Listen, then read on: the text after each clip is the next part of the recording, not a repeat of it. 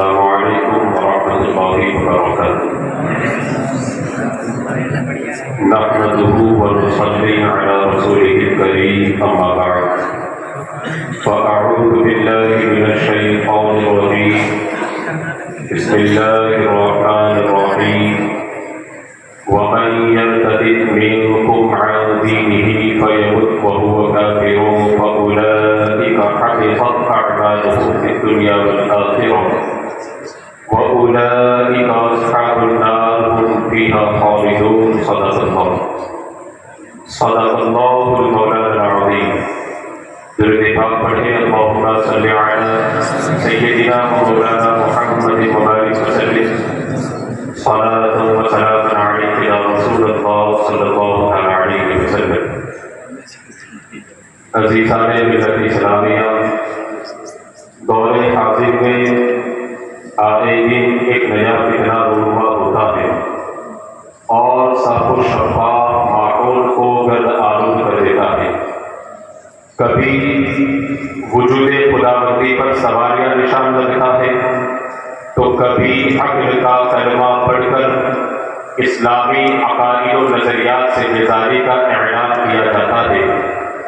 اس میں کوئی شک نہیں کہ ابتداء بڑی تیزی سے اپنے پیر پھیلا رہا ہے۔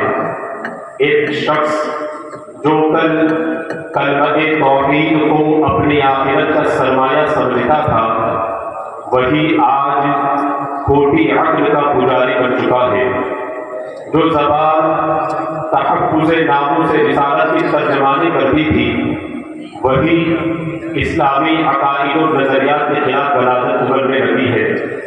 جو دل روح کو حرارت ایمانی کی غذا فراہم کرتا تھا، وہی دل ایمان و آخرت سے ناسا توڑنے پر آمادہ ہو گیا ہے۔ جس کی سانسوں سے توحید کی خوشبو پھوٹتی تھی، آج وہ مادہ پرستی کا پرچارک بن چکا ہے۔ آخر کیا وجہ ہے کہ اسلام کا داعی کفر کا نقیب بن گیا؟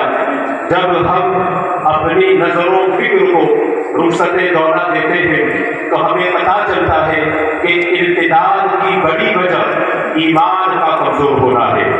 مغربی تہذیب اور معاشرے کی رنگینیوں نے آج نوجوان نسل کو اپنے حصار میں لے لیا ہے۔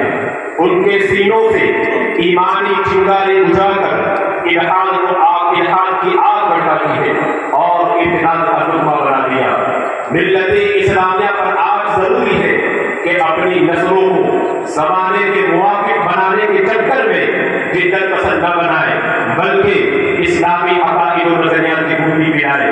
معزز سامعین کرام، آج کا سب سے بڑا المیہ یہ ہے کہ آج نوجوان لڑکے الحاد کی وادی میں بھٹک رہے ہیں۔ نوجوان لڑکیاں ارتداد کی جال میں پھنستی جا رہی ہے۔ مخلوط نظام تعلیم، جسے کمبائنڈ ایجوکیشن بھی کہا جاتا ہے، اس مخلوط نظام تعلیم نے ایمان و حیا کی بنیادیں ہلا ڈالی ہے۔ لڑکے آزادی کے نام پر دین سے بیزار اور خدا سے غافل ہو رہے ہیں، جبکہ لڑکیاں جھوٹی محبت اور وقتی مفاد کے دھوکے میں اپنے سب سے قیمتی متاع ایمان و عفت کھو رہی ہے۔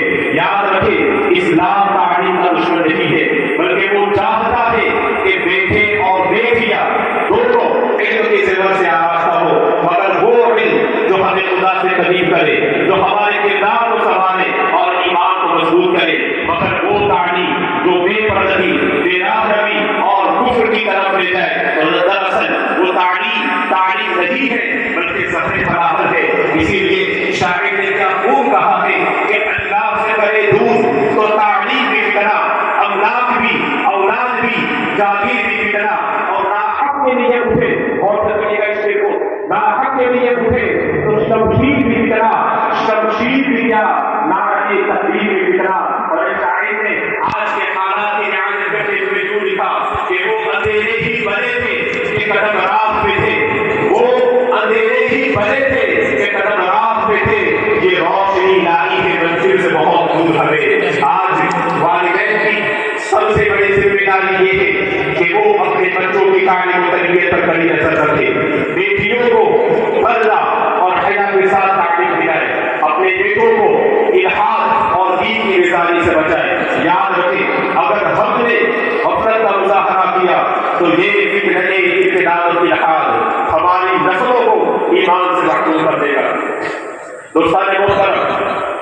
وجوہات امتداد میں سوشل میڈیا کے استعمال نے کلیدی رول ادا کیا ہے۔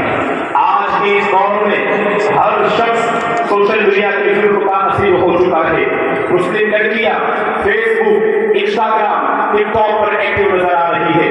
چند لائک حاصل کرنے کے چکر میں اپنی ویڈیو بنا کر شیئر کر رہی ہے۔ ذرا سوچے تو صحیح، جس باپ کی پوری زندگی اپنی بیٹی کو کپڑا پہنانے اور کردار سنوارنے میں گزر گئی،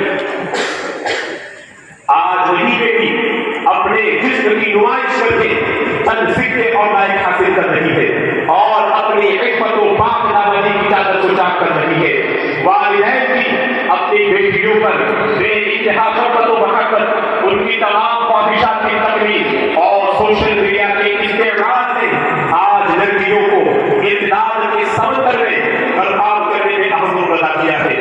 دوستان محترم، معاملات کیسے بھی ہو، حالات کتنے بھی سنگین کیوں نہ ہو، ہر محاذ پر اہل علم کی کارکردگی رہی ہے۔ تاریخ ہمیں بتاتی ہے کہ جب بادشاہ اکبر نے دین الہی چلا کر دین مصطفیٰ کو قصد کرنا چاہا تو اس دور میں حضور مجدد الفسانی شیخ احمد سرہندی علیہ الرحمۃ